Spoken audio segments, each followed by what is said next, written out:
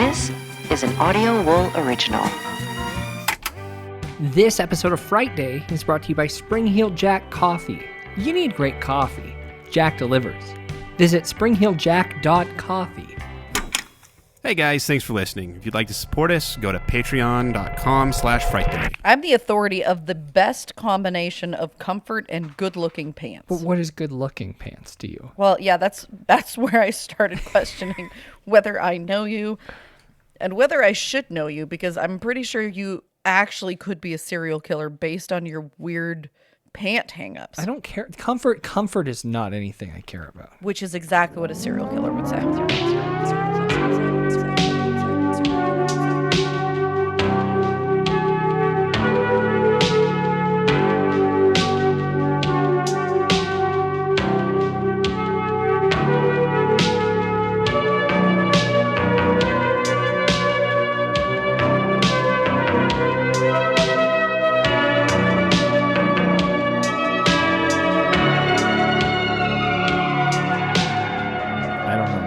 Respond to that. I mean, some kind of an affirmation, probably. It is Frightday. I'm your host, Byron. What do you do when a marriage goes stale?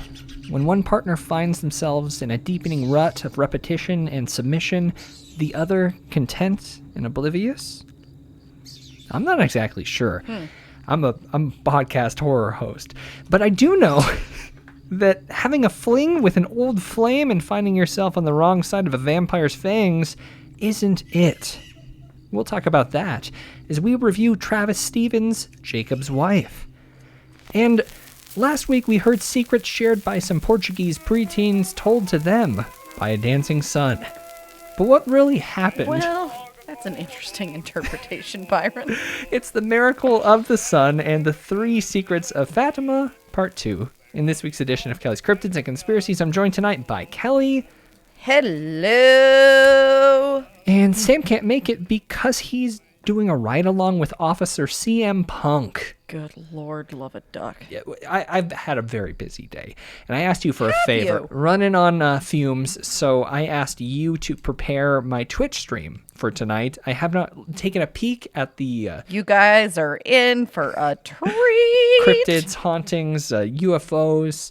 I don't know what you've set me up for, but twitch.tv/Frightday is where you can watch me weekly do what has been dubbed bonking or debonking of videos that we pull up throughout the week, usually quality content. Kelly, I'm looking forward to reviewing what you've provided me this week, and the replays of those streams are on our YouTube page, youtube.com/Frightday. Gotta admit, Kelly, a little nervous. I sent you great videos, but I think even more interestingly, I've got some good news for you, Byron. I love good news. Yeah, I thought you might. Okay, so just barely over a week ago, I made a decision. I said, okay, well, I got to start a new series. Okay. Looking for something to watch. And there was a series I tried to watch a while ago, and it really fucking bummed me out, so I only made it like 3 episodes in. But you told me what a fan you were of it. Oh. So I decided, I'm going to give that Bateman-Linney combo another try. Jumping back into the Ozarks. Okay. How you feeling? I mean, it's getting slightly more comical. You're going to have to bleep this, but when got his head blown off, that was the funniest fucking thing I've ever seen in my life. Yeah, that was fun. That was a good time. I was like, okay, now I can get into this. Well, season 3 is going to crush your soul. Especially as someone who is not good with relationship trauma. Yeah. Yeah. Well, I mean, their relationship's real bad. But yeah, the character of Jacob and his wife, the Snells. It's weird because I have a client right now I'm working with, and his mannerisms and voice, he's snelly, are exactly like Jacob, except his vocabulary is like that of a... Well, let's just say it's not Jacob's vocabulary. Well, I think it's been over a year since that last season came out, and I know it's coming. 4th is coming out. It's going to be the last season. It's coming out. Yeah, it's a great show. I love Ozark. I mean, It's very dark. So you're telling me that like season 2 I'm going to be okay with, but season 3 is going to get really depressing? I'm not the good judge of that, Kelly. Most awful things I consider fun. Yes, I agree. I guess we should tell everyone, Kelly. We're going on vacation in like 3 weeks. Oh, yeah. I mean, but we're still going to have stuff. Oh, yeah, there's still going to be stuff. I mean, first of all, I'm going to Florida for the first time ever. Great place Which is going to be hilarious. You're not going to good Florida either, from what I can tell. It's okay. I've never been. And I'm looking forward to doing a little bit of an investigation while I'm there. First time Florida. I hear that there's a Florida man there I should talk to. What? Who's that? And Kelly, you're going back to the coast. I am! It's been 2 years. It's been way too long. Time to get back to that coast. Yeah. New house, though, so we could have some ghosts. You never know. Who knows? Might as well EVP that thing. But one of the things we're going to be doing for an episode while we're on vacation is a True Tales episode, which is, of course, where we go through your factually freaky tales that you've submitted via email. Correct. So kelly@frightday.com is your email. Get those stories in. We'll be recording that in the next few weeks. Yeah, yes, we will. Do you have anything else to say about that? Whee! Good. Looking forward to a few days off, but Kelly... Are you taking days off? It didn't sound like you were taking days off. These DVD copies of United States of Leland aren't going to put themselves away. It's time for staff picks. They say so much, but they never tell you if it's any good. Werewolf movie with E.T.'s mom in it? The Howling, horror, straight ahead. So I'm going to start. This is a rare Byron blind recommendation, but it makes probably the most sense out of any recommendation I've given. So I'm going to do it. This is one of the best horror films of the 90s, according to Fangoria. God, I'm so scared of what you're going to do right now. It's a very New York vampire film that I've been wanting to watch for a very long time, and I promise to watch it in the near future. I wish I could have done Near Dark. Everyone's already seen it, though. Great film. Best vampire film next to From Dusk Till Dawn, but this film is called Habit. In a film Amy Taubin of The Village Voice calls vivid, as evocative of New York-style paranoia as Bad Lieutenant, Rosemary's Baby, or Taxi Driver. We live as we dream alone. And Roger Ebert of the Chicago Sun-Times calls a sad and haunting film. Joe Lydon of Variety calls wickedly amusing, erotically charged. But we want to know what you think. From New York filmmaker Larry Fessenden, winner of the 1997 Independent Spirit Someone to Watch Award, director of underground classics, Experienced Movers, The Rocket Movie, Hollow Venus, and No Telling. Comes a tale of love and delirium under New York's autumn nights. Aren't you gonna invite me in? Listen, I'm in trouble. Sam! What has transpired between you and Anna that's making you so crazy? Let me tell you this, man.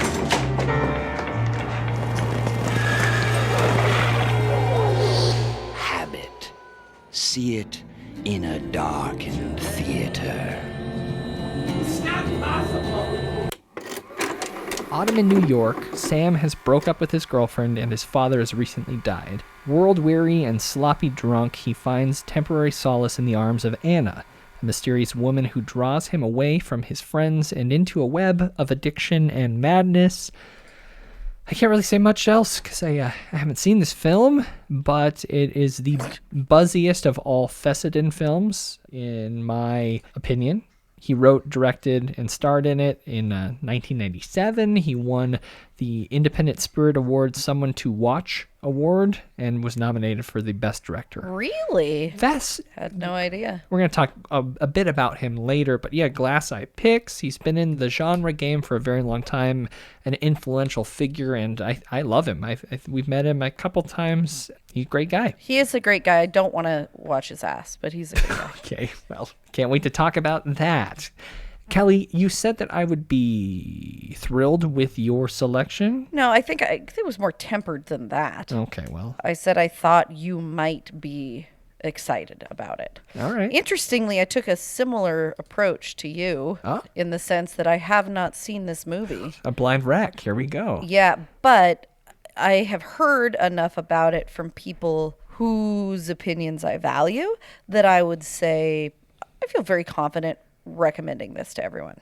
And Byron, maybe you have seen it. I don't know. I bet Sam has. Does this sound like a Sam film? This is a 1977 jam, so 20 years older than yours. All right. And it is both directed by and not starring, but with a decent-sized role played by Mr. George A. Romero. And the name of the movie is Martin. My name is Martin. I'm 84 years old. People think I'm crazy when I tell them how old I am. I'd like to be normal. I just have a sickness. The only way I can survive is by drinking blood.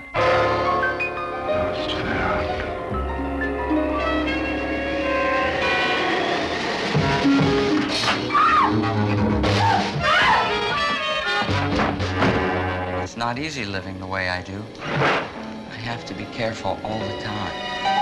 But I'm pretty good at it. I think as I get older, I get better. I haven't been caught yet. Martin, another kind of terror. Martin, classic. A young man who believes himself to be a vampire goes to live with his elderly and hostile cousin in a small Pennsylvania town where he tries to redeem his blood-craving urges. This is one of those that's been on like my, I need to watch this one soon, and I just haven't yet. Seems like so maybe I'll watch it soon. What is it about the vampire flicks that we're pumping the brakes on? I don't know. I think, correct me if I'm wrong, but in my experience, Byron, the ratio of good to bad vampire movies is more imbalanced than most. I think Underworld has a lot to do with why we are so uninterested in vampire films. And don't tell Sam I said that. I know Sam's a big Underworld guy, but I don't think he is. He's a big Resident Evil guy. I don't think he gives a fuck about Underworld. Okay. Well, no. I mean, there was a huge shift in vampire films in the mid to late 90s, and then in the early 2000s, much like a lot of things, got turned up to 11. That's when torture porn happened, and it's also when vampire films went nu metal. I don't know why it's taken me so long to dig into the vampire stuff. Maybe also, here's what it is. I just remembered. I don't like the 80s. And 80s were like the era of vampires. The whole decade. just like most horror films. Blanket judgment. Not my thing. You know, I still haven't seen The Lost Boys. Sorry. I haven't seen it. Don't care to. Okay, that one is actually pretty good. I bet it's I'll fine. Give that one a thumbs up. I think I watched Near Dark maybe 2 or 3 years ago, and I was like, holy shit, I've been missing out on this thing the whole time. But well, see, there you go. Okay. I think I just haven't seen enough vampire films. Maybe it's the year of the vampire. I don't think so. I doubt it. But it can be my personal year of the vampire. Why? Yeah. Why not? Why not? Why not? Let's do it. All right, Kelly. Martin. That seems like a good old fun time. George It Romero. also reminds me of an episode of Twilight Zone that my dad watched with me when I was little, and it's about this guy that travels back in time. Yeah. Doesn't realize he's traveled back in time, and he sees this kid on a freaking merry-go-round, and it's this very nostalgic episode. He yells out to the kid, Martin! Martin! Because it's actually himself when he was a little kid. Okay. All right. Thanks for ruining 1960s TV. Yeah. Great. Good job. So Martin. Yeah? What? Watch both that episode of Twilight Zone and this movie. So the episode of Twilight Zone that you have yet to name, watch that. Yes. All right. Okay. Hold on. I'll come up with it. No, you don't need worry. to. You just don't. Walking Distance is the name of the episode. Great. Walking Distance. Original air date October 30th, 1959. You know, I liked The Strain, that vampire show. I liked it too, but then I didn't finish it, and I have no recollection as to why. 2 good seasons, and then it just kind of took a little dump, I guess. Or we took a little break from it. Yeah. Wow. Fair. Speaking of little breaks, we took one. No, it was the end of the night. We didn't take a break. God, it's like you can't even keep with a consistent storyline regarding this weird-ass video store that we supposedly run. I forgot to leave the store. I apologize. There is a sewage leak in the back room. Just like the time that I had to clean up 2 poops when I worked at a video store. The worst. It's the worst. What a nightmare. Clean up in aisle, the family. Aisle family and musical. All right. Closing the doors. Kelly, yes? Secrets. Whoops. Got an email. Sorry about that. Who's emailing you? Secrets. Everyone's got them. some more important than others, some given to you by Mary Magdalene herself. Yes, indeed. In this week's edition. Actually, it's not Mary Magdalene. This is the Virgin Mary. Don't confuse that. People get real fucking pissed off. Mary Magdalene was supposedly the whore, even though she wasn't, but because she was not chaste. Obviously, Jesus had sex with her, but whatever. In this week's edition of Kelly's Cryptids and Conspiracies. Kelly's Cryptids and Conspiracies. Sorry, well, because the Virgin Mary is Jesus' mama, one's and a mother Mary and Magdalene was his lady friend, who, depending on whose word you believe, like tried to tempt him, or did tempt him, and they did it and had some babies. Yep. Apologies for those mistakes, Kelly. It's been a long time since I got any badges in Sparks or Awana or whatever that religious youth. Okay, are you doing that deliberately because the Breedloves posted a picture of their son getting his first Awana badge today? I saw that. Or was that just pure coincidence? No, I mean, I was in that. Okay, that's hilarious. I love everything about that. Okay, so we've got 3 secrets. And for some reason, I've been giving this some thought over the last week, Byron, and I'm like, okay, so we've got these 3 little kids. Okay. And this woman who supposedly is 1/3 of the holy triad of the Catholic Church, floats down from heaven, gives these kids, this is what she lays on these teeny tiny little poor shepherd children. Yeah, 10 and 11. 2 of you are gonna fucking die. You guys are fucking dead as kids. Right, 2 of them, you're gonna die. She tells them that they need to be making sacrifices to save sinners. Like, so it's their job to save all the shitty people in the world. It seems to me it should be her fucking job, but whatever. It's their job. Then she says, I'm going to tell you these 3 secrets. Uh-huh. I'm not going to tell anyone else. No. And I'm going to tell you can't tell anyone what they are. Yeah. So you're going to have to carry the weight of these secrets. And this is after she showed them the vision of what hell looked like, right? Oh, wait, okay. We didn't talk about that. So let's just go over it real quick, whether I did or not, because I don't remember. All 3 of these secrets were supposedly revealed. You know how she came on the 13th of every day? Every month? Yeah. Yeah, so these secrets were revealed in July. Okay. July 13th. Yep. One of the biggest reasons people have beef about Fatima, aside from the things that I just mentioned, these secrets were not written anywhere until 1941.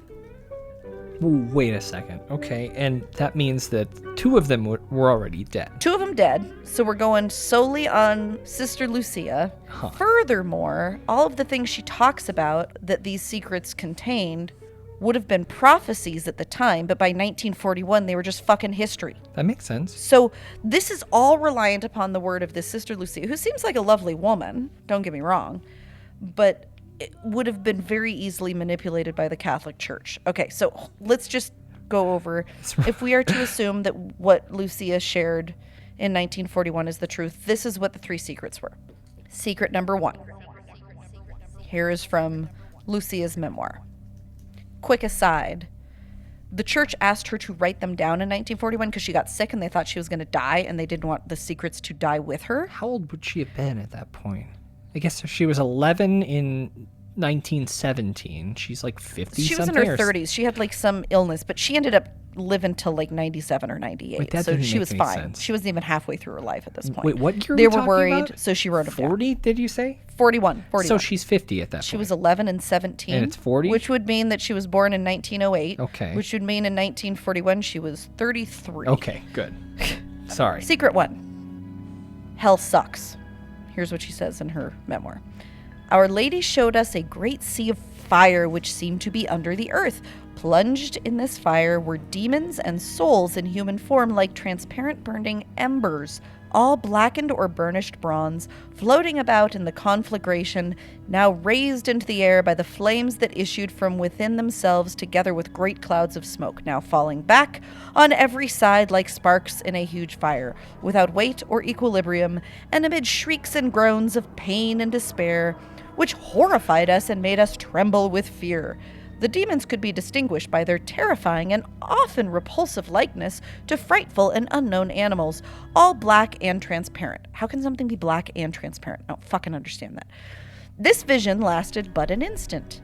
How can we ever be grateful enough to our kind Heavenly Mother, who had already prepared us by promising, in the first apparition, to take us to heaven? Otherwise, I think we would have died of fear and terror.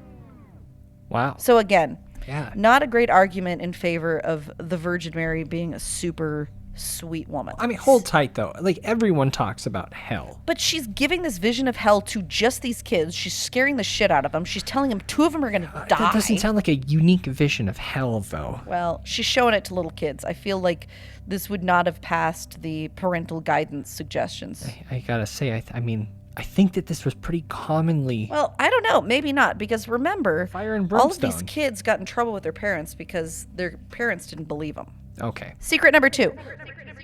World War I's going to end. World War II is probably going to start if we don't crush communism.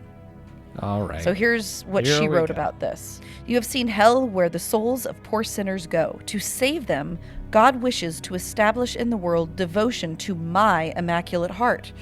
If what I say, and that's not really how you're supposed to say it. It's my immaculate heart. It's like the way that she, you ever hear like Catholic schools, immaculate heart? Like it's just a phrase that comes up again. That's one of the references to the Virgin Mary. I don't have a lot of Catholic experience. I just have a non-denominational. That one's way scarier. I'm giving the Catholics a lot of shit right now, but honestly, most Catholics I know, I was actually having this conversation with Sam yesterday.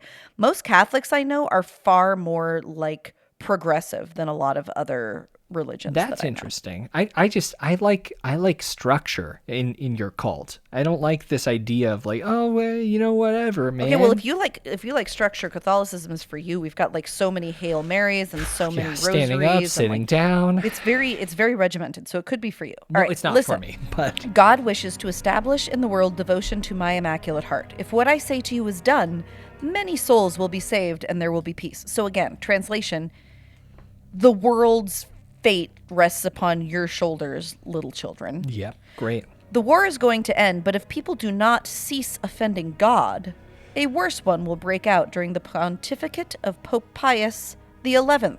When you see a night illuminated by an unknown light, know that this is the great sign given you by God, that he is about to punish the world for its crimes by means of war, famine, and persecutions of the Church and the Holy Father. To prevent this, I shall come to ask for the consecration of Russia to my Immaculate Heart, and the communion of reparation on the first Saturdays. If my requests are heeded, Russia will be converted and there will be peace. If not, she will spread her errors throughout the world, causing wars and persecutions of the Church. The good will be martyred, the Holy Father will have much to suffer, various nations will be annihilated. In the end, my Immaculate Heart will triumph. The Holy Father will consecrate Russia to me, and she shall be converted, and a period of peace will be granted to the world. Okay, so I'm going to just translate this a little bit. Really weird to me that like Russia's being mentioned by name. Seems really weird, okay? But this is all having to do with communism, okay? So communism goes hand in hand with atheism. If you have a communist ruling party, they are decidedly not a religious ruling party. Apparently, Mother Mary was not down with that. And so she's like, me and my pal McCarthy, we're going to stamp out communism. Kids, you got to do it. It's kind of like your job. Otherwise, it's going to be your fault when everyone fucking dies. I do think this is interesting, and the timing of all of this is interesting. So there was indeed the start of World War II under Pope Pius. And Pope Pius XI was not reigning at this point when the secret was shared. However, when this was written down, again, it was already history. So people will say, well, but how did she know that it was going to be Pope Pius XI? Well, we don't know that she knew. She didn't write it down until after it already fucking happened. Kelly, it's the 12th, I believe. Yeah, I know. Here's the thing. Also, maybe Lucia was not great with attention to detail, because she did say the 11th, but really it did start under the 12th. Yeah. You're absolutely correct. So it's a kind of a weird error there. And then she makes this weird reference to like a night illuminated by an unknown light, that this is the sign that the next war is going to kick off. Well, there was a night, and depending on the way that you look at the start of World War II, it was either right before or right after the start of World War II. There was this night where it was like the strongest aurora borealis that has ever been seen or recorded. that isn't technically an unknown light. We know what Aurora Borealis is, so I don't know that really fits the fucking bill.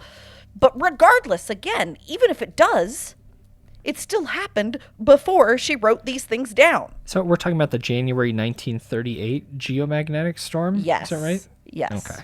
Certainly Hitler and the Nazis had gotten real pushy, and the war was well underway in some ways at that point, but there were certain markers of the start of the official war that some people would argue hadn't yet happened. So it's close to the beginning, one way or the other. But again, to me, that's just a moot point because all of this was written down afterwards. The other thing that I think is strange is this like specific mentioning of Russia. Like why is the Virgin Mary getting into geopolitics? Seems pretty fucking weird to me. I love this magnetic storm, by the way. These pictures are ridiculous. It is really cool. It is really cool. Some people call it the Fatima storm as well. Well, yeah, and we'll talk about the Fatima storm a little bit more in a minute. But, like it's weird that we're speaking specifically about Russia. And I realize that I'm probably going to offend some people with this, but the more that I've read about this, the more I think that this is how things went down. I don't think these kids were lying. I don't think they were like evil liars. I think they were just little kids. Okay. Yeah. And I think they probably thought they saw something, and maybe they did. And in fact, I'm going to give some speculation about what I think they may have seen in a little bit. But regardless, 2 of them die, which had been predicted, but the recording of that prediction did not happen until long after they died. So again, we don't know that it was really predicted. We're relying on the word of this one woman, Sister Lucia. And truthfully, here's where I really get hung up. We aren't actually relying on her word. We're relying on what the church says is her word. Okay? Because keep in mind, she's a nun. Everything she does is completely controlled by the church. Writing these secrets down was controlled by the church. When these secrets were written down in the 40s, the growth of communism and atheism was indeed a significant threat to the Catholic Church, and it would have been very much in their interest to stamp out communism and to make it appear as though there was a divine inspiration for doing so. And I'm not trying to argue pro or anti-communism. I'm simply saying that communism was hurting the fucking church, for sure. But you are being anti-Catholic, though. No, I'm saying, like, I'm just kidding. That is fact. It was hurting the church. Yes. I am being slightly anti-Catholic by suggesting that it is possible that the church would have manipulated a story like this to help their cause of growing the church. Strengthen them. I mean, I think if you were a devout Catholic, you could make the argument that, like, if you believed that this really is how souls are going to be redeemed, you could make the argument that it was an effort, even if it was a lie, that was in service of the greater good because more people would be saved because of it. It's a positive thing. I don't necessarily believe that, but you could make an argument where the Catholic Church is an evil for doing this, but they still lied. Like, that would be a possible argument you could formulate, okay? Yeah. Here's the really weird thing, though. And I feel like there's been more controversy about this than any other part of Fatima. The third secret, she wrote down, but she said nobody was allowed to see. And she sealed it off. Oh, please let this be like an Al Capone's vault. I mean, it kind of is. I want this to be an Ovaltine. So she sealed it off, and she said that only one person, I think it was some bishop, could see it.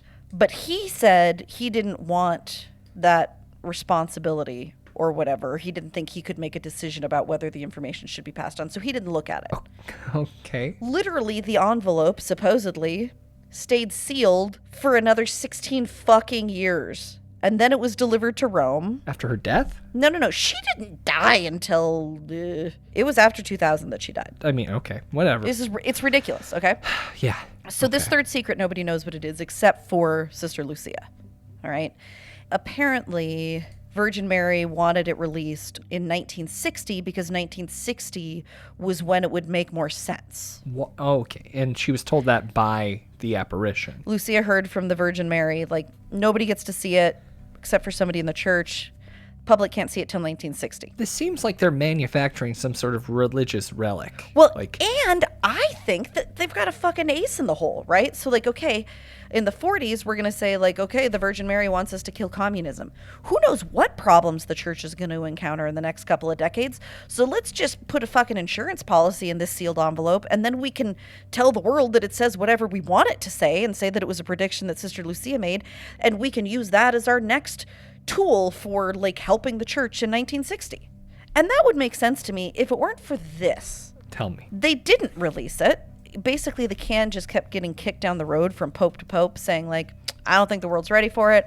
I don't think the world's ready for it. Nope, we're not going to release it. Nope, we're not going to release it. And then on Byron, May 13th, which if you'll recall was the date that all this shit started. With the May kids. 13th, 17. But this is May 13th, 1981. So this is 64 years after that first apparition at Fatima. There was an assassination attempt on Pope John Paul II. They said he was shot in the chest. There were 2 shots fired at the Pope at roughly 11:21 a.m. today, Eastern Daylight Time. The Pope had been entering St. Peter's Square for a general audience when an unknown assailant, or more than one assailant fired at him. It's reported that 1 man has been arrested. Vatican Radio said the Pope fell into the arms of his secretary, and the jeep in which the Pope was riding drove away at high speed. Witnesses said blood was flowing near the Pope's neck. The Pope, the former Cardinal Karol Wojtyła of Poland, shot today in serious condition. Oh, is this where the Pope Mobile started? I don't know. I don't think so. I don't know, though. Oh, God. At that point, Pope John Paul, according to legend, he was in the hospital and wanted to see this third secret and had it delivered to the hospital. And he decided that this third secret was actually about him. But still, it wasn't released. And still, Russia at this point had not been quote-unquote consecrated. Now, for the non-religious folks out there, consecrated just essentially means like welcomed into the church, as far as that is my heathen understanding of it. So they, at this point, consecrated the world, which technically would include Russia, but they didn't like name Russia. So it was like, okay, well, let's see if we can get away with it by just doing this.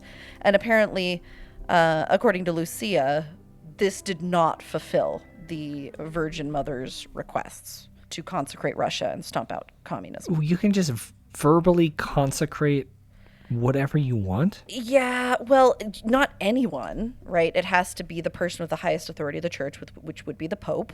Oh, okay. I honestly think that religious texts just need a much better editor. Like, the wording of this stuff drives me crazy. So, the consecration of Russia to the Immaculate Heart of Mary. This was supposedly one of the things that Mary wanted way back when all this shit started.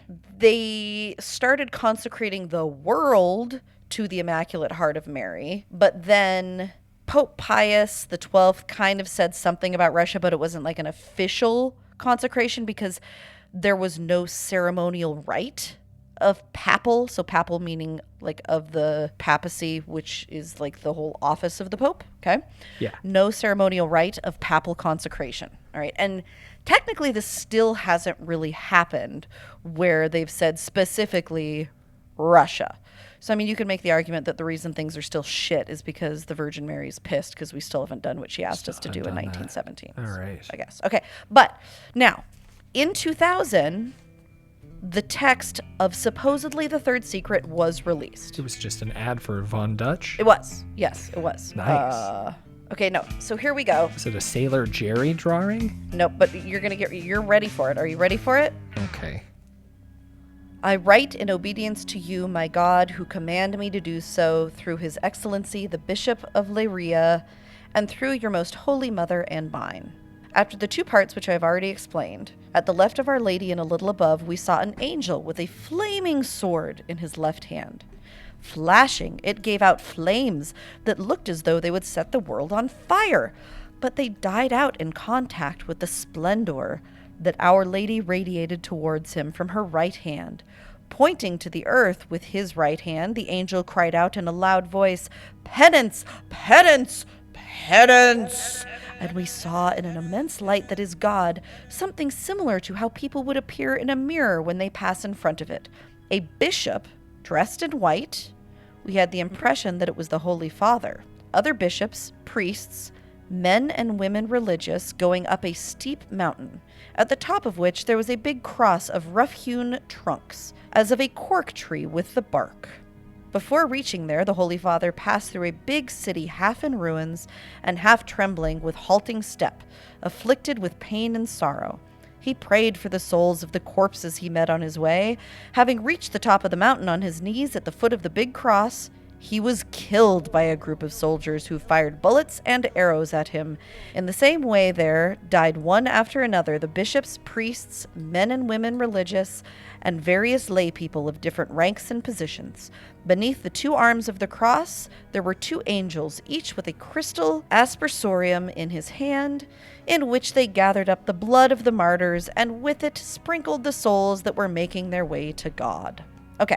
Tell me what that means. So, in other words, it's saying that this dude in white, who may be the Pope, is going to be assassinated. Okay. All right? But here's the thing. Like, yes, there was an assassination attempt in 1981. At that point, John Paul II basically decided that this was about him. But really, like, okay, the first secret was about the horrors of hell. The second was about, World War II and possibly the world ending under it. And the third secret, not that it's okay for a pope to be assassinated, like it's a shitty thing, but to me, it seems like not nearly as big a deal as those other two. And yet, popes for decades kept saying like, oh, it's too horrible, the world can't see this, like we can't show this. In addition, the number of lines of this third secret is different than the number of lines that the secret supposedly contained when it was discussed before it had been revealed.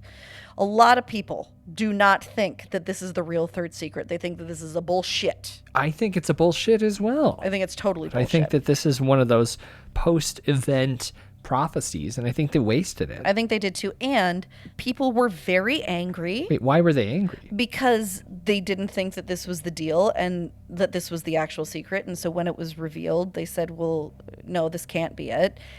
But then Sister Lucia said, no, it really is it. Okay. But at this point, this woman has literally been a nun for like 85 years. She cannot step out of line at this point. No. Fuck no. She's going to do whatever the church wants her to do. That is like what she has dedicated her entire life to. You can get into some interesting ideas of what this third secret might be. And if you really want to dig deep, I highly recommend you dig into the works of Father Malachi Martin. His argument is rather complicated, but just to kind of give you a summary, he thinks the third secret was that there was going to be a satanic infiltration of the Catholic Church. There are some people that believe that at one point there were actually two different people that were playing the Pope, not like tricking him, but like one person acting as the Pope on some days and the other person on other days. Think like Prestige style. Okay. Yeah. Why do I know his name though? When have we brought up Malachi Martin before? He was on Art Bell a lot, so we've probably brought him up in that context. I think he did some stuff with exorcisms, so we could have brought him up in that context. I think that's possible. And the idea is the church would not want that revealed because it makes them look bad, obviously. Like if the Virgin Mary is saying, you guys are so fucking stupid that Satan himself is going to find his way into the church and you're not even going to know it. I mean, that looks bad. It's not a good look. Then furthermore, some people will say that it's even more sinister and that the reason the secret wasn't released is because Satan had indeed infiltrated the church and was keeping the secret from being released because he didn't want anybody to know that he was Satan. And that since that, some point in the 70s or 80s, it's been Satan running things, not the Holy Trinity. Well, I like that. That sounds fun. I thought you'd like that. And we did talk about Malachi Martin, episode 111, Return to Babylon. Oh, I remember that very spooky movie that we talked about. Yeah. Cursed footage. Cool. Though that's the third secret. I mean, every year there's more information about like, oh no, the third secret is. Oh, no. Now the third secret is. I just think that all of this is a little bit crazy because we're relying upon 3 little children and relying upon the word of one child and what she said they saw 30 years later. I'm really frustrated by their decision of that being it. I know. Like, it's just not that significant. I mean, it's bad that the Pope was shot 4 times. That's a really horrible thing to happen. But...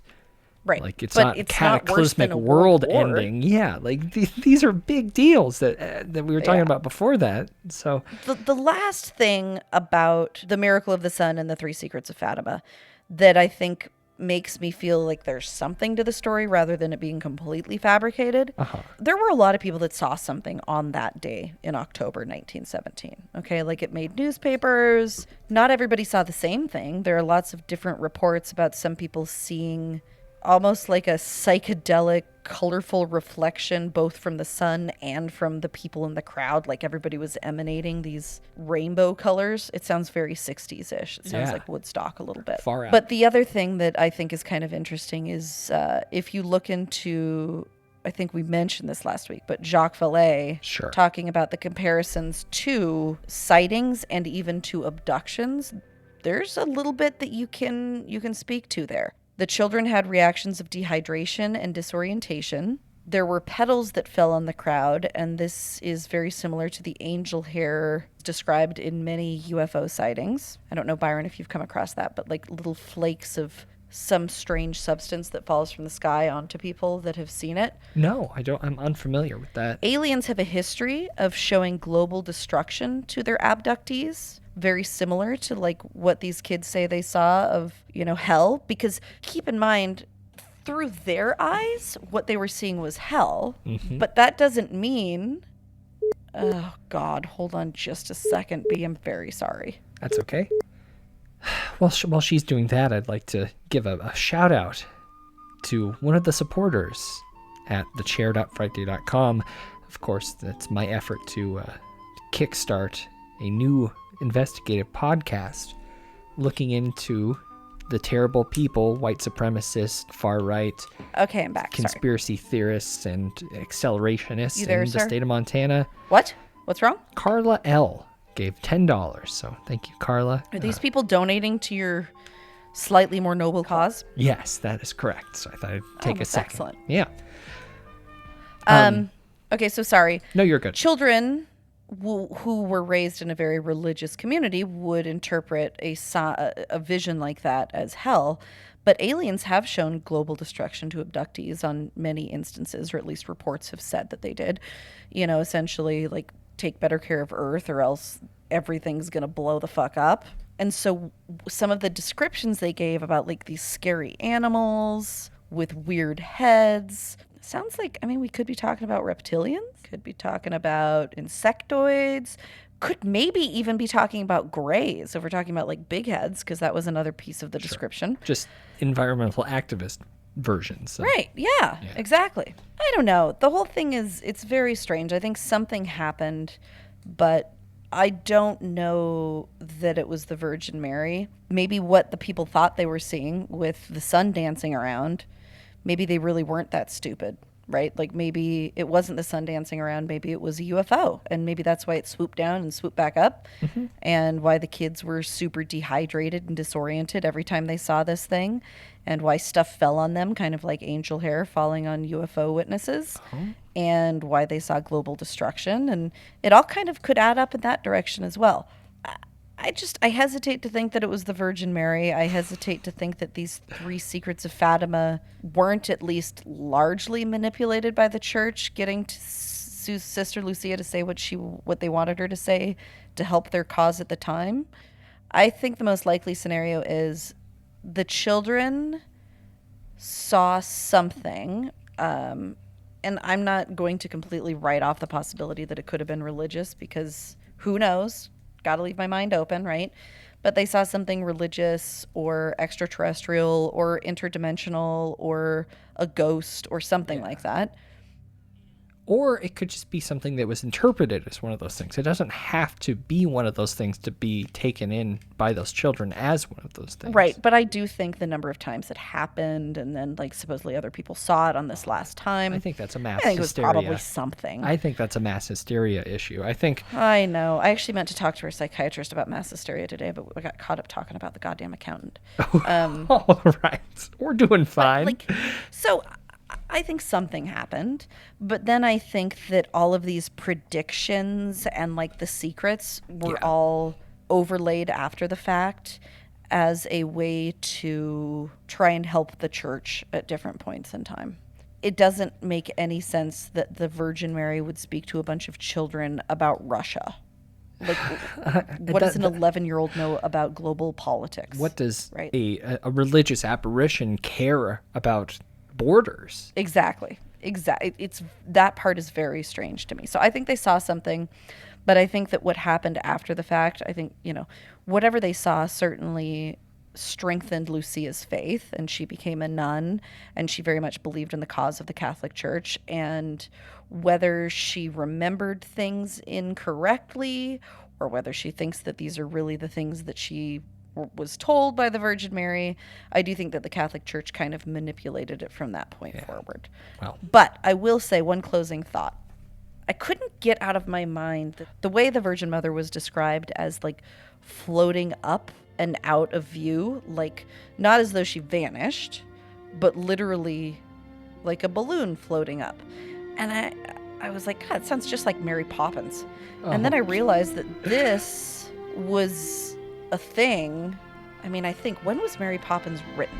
I know when the movie was made, but 1934? Yeah, so I really feel like Mary Poppins might actually be based on the sightings of this woman, because she just like floats up and away, and then she comes back down and she floats up and away. It just sounds very Mary Poppins-y. Well, so I think Mary Poppins there's did something hate to dig communists. into. She was really she anti-socialist. was very too. anti-communism, very anti-socialism. Yeah.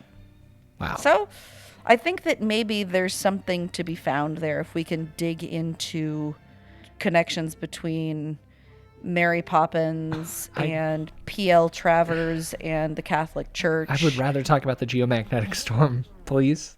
We'll do that at some point too. Cool. Okay. Fantastic. Kelly, thank you so much for that report. Oh, you're so welcome. What a fun time. A bunch of kid liars turning into one lying adult. I think mostly it's just the Catholic liars. Yeah. Fucking wow. Okay. Catholic Church. You know who else hates Catholics? Larry Fessenden. I was going to say vampires. Those crosses just they just don't dig. Oh, I don't know. I feel like vampires like Catholics because they seem to have a pretty strong conversion rate from Catholics. I would say we should talk more about that, but we got other stuff to talk about as we review Jacob's wife.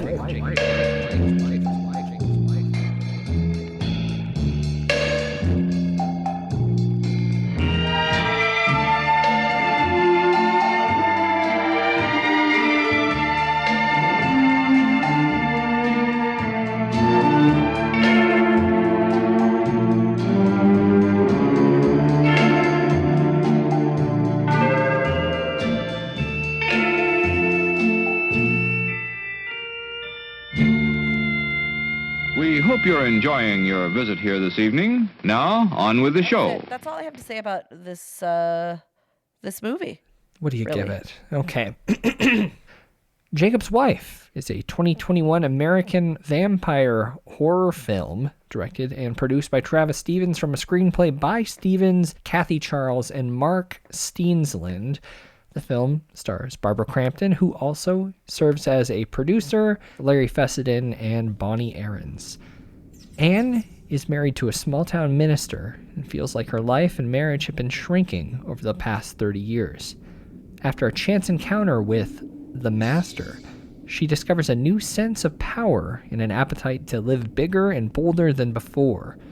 As Anne is increasingly torn between her enticing new existence and her life before, the body count grows, and Jacob realizes he will have to fight for the wife he took for granted. Travis Stevens. I probably said this too many times at this point. Yes. Hunk. Snowfort Pictures, he's produced many things that I love. Just off the top, Starry Eyes, Cheap Thrills, 58, is it 68? 63 kills? One of those. 68. 68 kills. So I'm not looking straight at it. Anything else that you... Well, Buster's Malheart, because it has to do with Montana and a Malik, which is a good combo. It's got a Malik.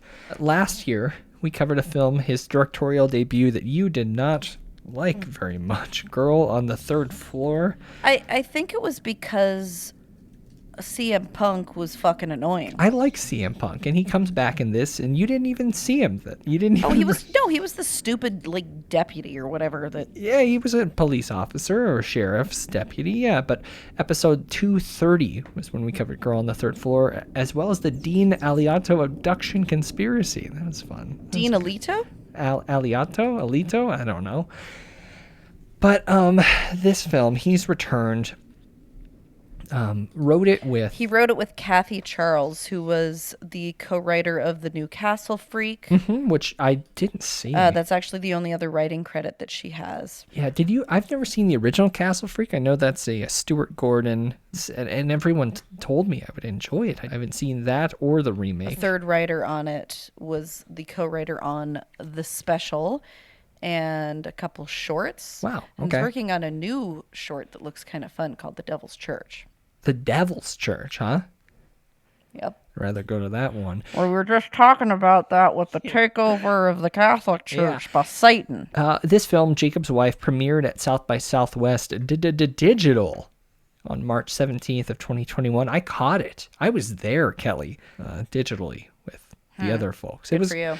What? You could have come over and participated in South by Southwest with me. No, I was fine not doing it. It was my birthday. I had a good time. Sat on my couch, watched it on my laptop. Shudder grabbed the distribution rights the month before. And yeah, it came out in limited theaters and on demand and digital April 16th. Hot dog, hot diggity dog. Film stars, some big names in horror. Crampton and Fessenden, and I love Crampton. I Crampton's actually like best. Fessenden too, but I love Crampton. She's one of my favorites. Barbara Crampton, Reanimator, Chopping Mall, and more modern films like Sunchoke, You're Next, and Beyond the Gates. We actually talked to her about that film in episode 101. I love her. When are you guys going to talk to her again? Why haven't you interviewed her in a while? I feel like you should do that. We haven't done interviews in a very long time. I get offers. I could probably pop on the horn with Barbara Crampton. I mean, I feel like that would be good. Larry Fess, Glass Eye Picks, big genre guy, supporter of the scene, incredible. Every time we see him pop into a film, that's bonus points. Spike Jones of horror is what he is. Is that right? You would call him the Spike? Yeah, he's like the awkwardly wealthy, yeah, kind of weird, but eccentric. very authentically. He's New York. Interested in the field. He's very much part of the community from what I've noticed. Sarah Lind, I kind of know. She plays Carol Fetter, which is one of the friends. No, it's the sister-in-law. It's the yeah. It's the pastor's brother's wife. And here's the thing. Okay, I'm going to get into it because who gives a shit about the other actors that are in this?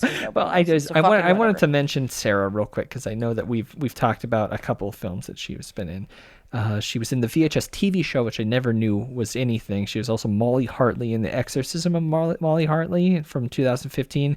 But she was also in Wolf Cop. And what was the one thing that I actually cared about? I don't think I cared about anything, actually. Never mind, I take it back. So here's the deal. This movie's pretty cool, and it's kind of fun, and there's some funny points in it. And it starts out, I think, doing a very good job of basically making you so sympathetic towards Anne, this housewife, because her husband, this minister, everything about him, his existence is nails on a chalkboard. Yeah. Everything he does. Dive into that. From like the way he brushes his teeth to the way he talks to the way he stands to the way he looks at her. His body language is just like... He's gross and bad and awful, and I would have killed him. But when you say I gross, absolutely would have killed him. Let's back up, because he's not like gross in the sense he's like a bad guy. No. He's playing a perfectly fine guy. He's just like, boring. But that's the funny thing. He's like dull and inconsiderate and just gross. He's gross. Like, he is ugly, and he brushes his teeth in a manner that would like drive you crazy. Oh God, I hated everything. And I thought Crampton looking at him was just glorious and fantastic because her facial expressions were what my soul was saying as I was looking at this gross man. Barb, she did a lot of really great emoting in this. I think she did incredible. And I thought, I liked that. I thought that was cool. You could understand why when she has the opportunity to meet up with an old boyfriend, she would jump at the chance because like her life sucks. It's boring. And this guy represents like a better time for her, though he's definitely a D-bag. Yeah. And then there's this really funny scene where he gets eaten alive by rats, and that was great. That's hilarious to you? You just had a great time in that part? I thought it was really funny. I didn't think the movie got funny until a while, but that's okay. We can jump into that now. I thought that was really, really funny. Well, they're kissing on top of a coffin, and the coffin knocks, and he opens it up, and there's a bunch of fucking rats. Yeah. Which were Dracula's familiars in Dracula, so that's where the rats come from. There's a lot of like classic Dracula lore in this, which I liked. I appreciate that. That was fun. Yeah. That was fun.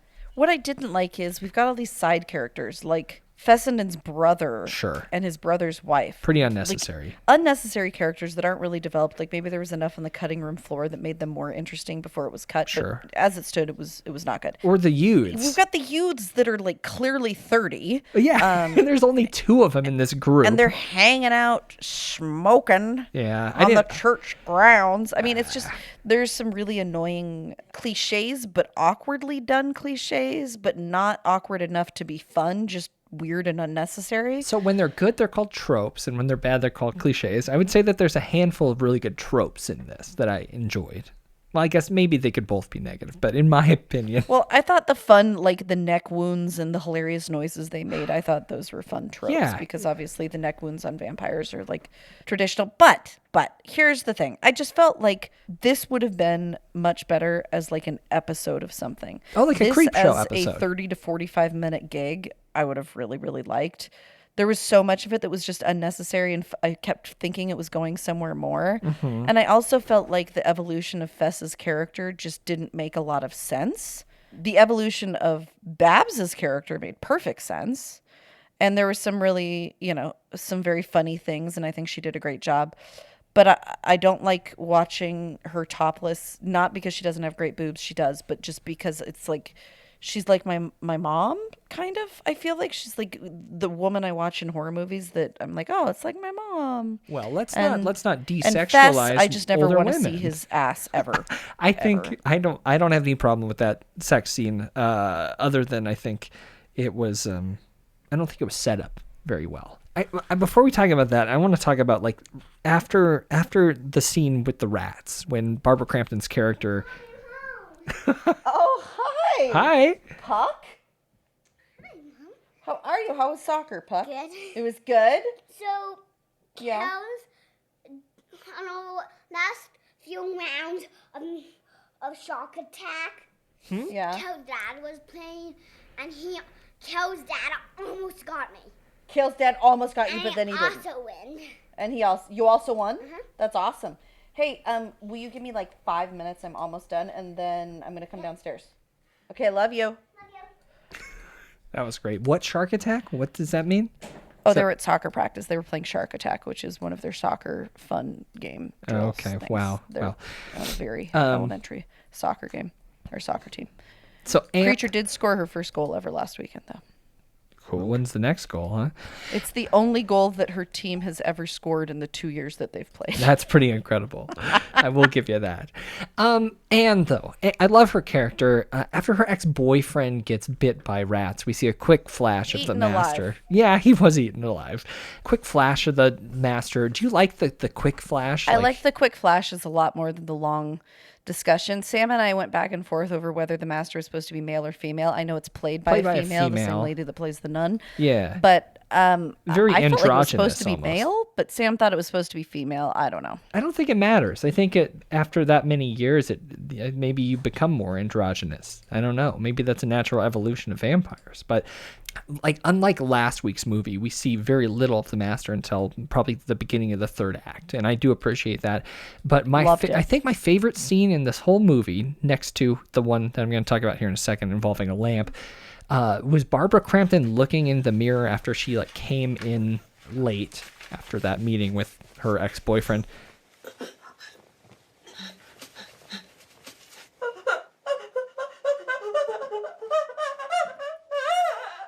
And her blouse was covered in blood, and she was just freaking out. Yeah, she goes into the bathroom after talking to Larry, Pastor Jacob, and she goes into the bathroom, turns on the light, looks in the mirror, and opens up her coat and reveals what's happened. Her shirt's covered in blood, and she has this kind of gaspy, hard breathing. Yeah. I thought that going into shock, silent scream kind of stuff. That was good. I loved that performance. That was really cool.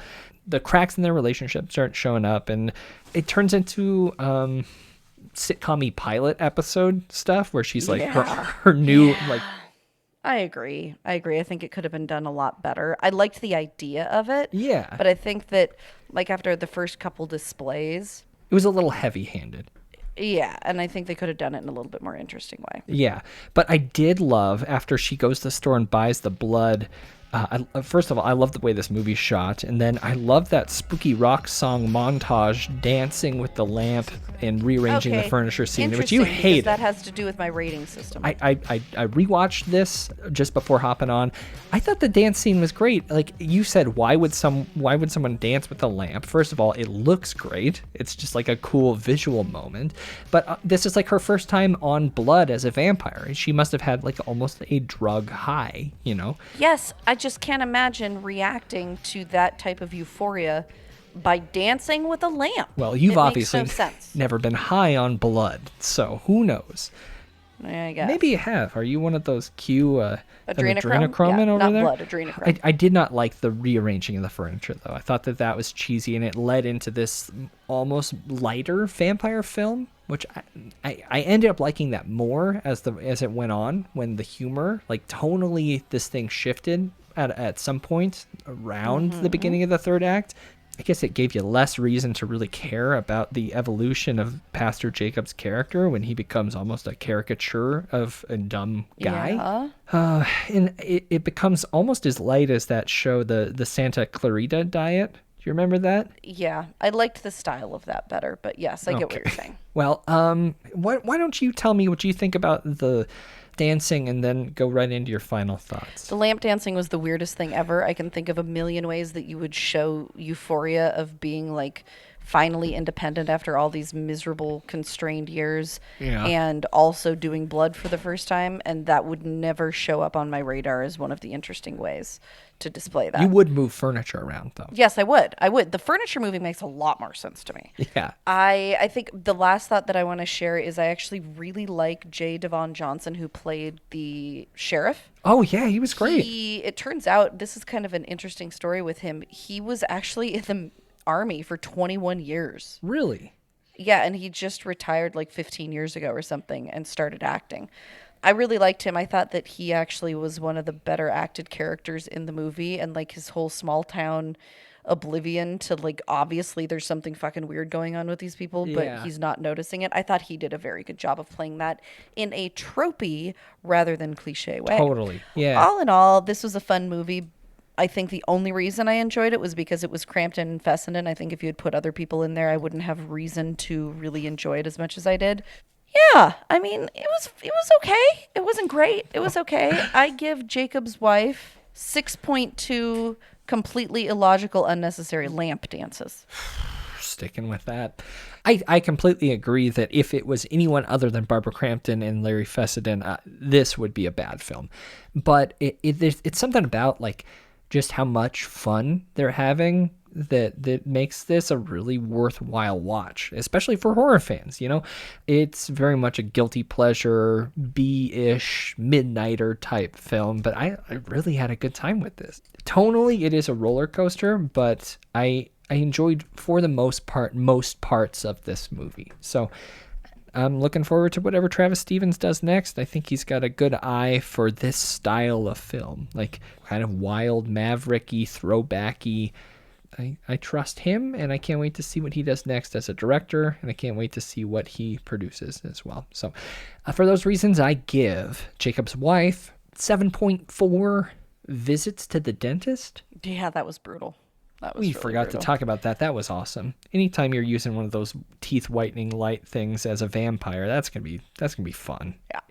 And those are our thoughts on Jacob's Wife, which is available now on VOD. Watch it, then tell us what you think. Reach out to us on Twitter or Instagram. We're at Frightday on both of those. We have an email address. It's contact@frightday.com. You can leave a comment below this episode in the show notes at frightday.com, or we can talk about it together in the Frightday Community Center at facebook.com/groups/Frightday. That's where we get together and do just that. Talk about things, share things, watch videos, and talk all things frightening. We also do the same thing in our Discord server, discord.frightday.com. And if you like our show and want to help us make it even better, grab something spooky at shop.frightday.com and cut the dang sleeves off, because it's in the 70s. It's officially summer. It was so It's a nice great today. day. I bet Kelly's going to trick me into recording on the porch, and I will only do that if you pop back in the studio. So we'll do a trade-off in the future, because we are vaxxed, And we can do that.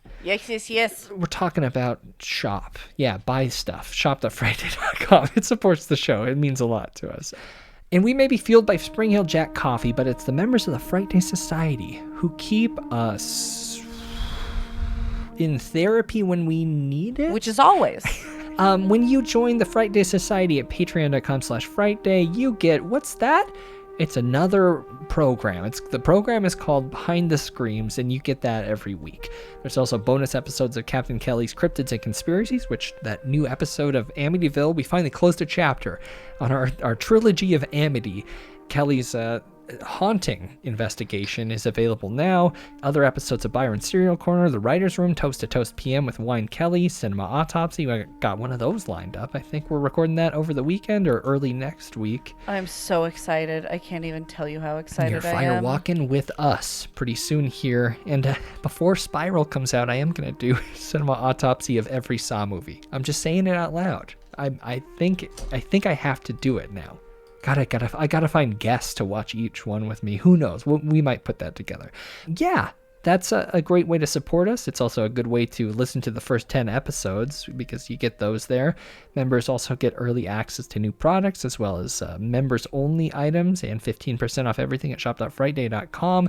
I'd like to welcome and initiate a new member to the society. Mike. No last initial, just Mike. Ooh, I know what I want Mike to do. Welcome. Mike, could you please sample at least 4 different brands of licorice? And I realize that that's tough because obviously Twizzler and Red Vines, but you need to find 2 other brands to sample. And I want you to find me something that you think is better than Twizzlers. You cannot come back and tell me that Twizzlers were the best. They aren't. And any of those Aussie licorices are great. But you know what else is great? You guys and all your support. You're allowing us to do something that we love, and that really means a lot. And we're inching closer to phase 3, of course, which is the phase before we start the full before we buy the, well, you'll find out. Phase 3, though, we are going to start that bi-weekly Twitch show, and Kelly gets to tattoo, I guess, whatever you decide on me. That'll be fun. We'll be doing that on stream. But yeah, sign up. You don't need to give a lot. You could be a bystander or concerned citizen for just $1.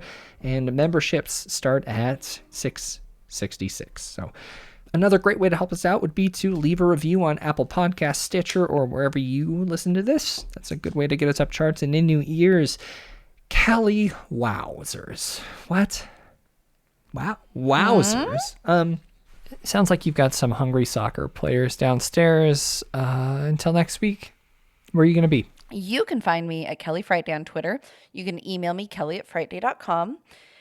Please send me your true tales. Yes, kelly@frightday.com again. And I'm at Byron McKoy on Twitter and Instagram. Byron@frightday.com is my email address. And until next Frightday, where we're going to be watching things heard and seen. I'm Byron. I'm Kelly. Talk with your...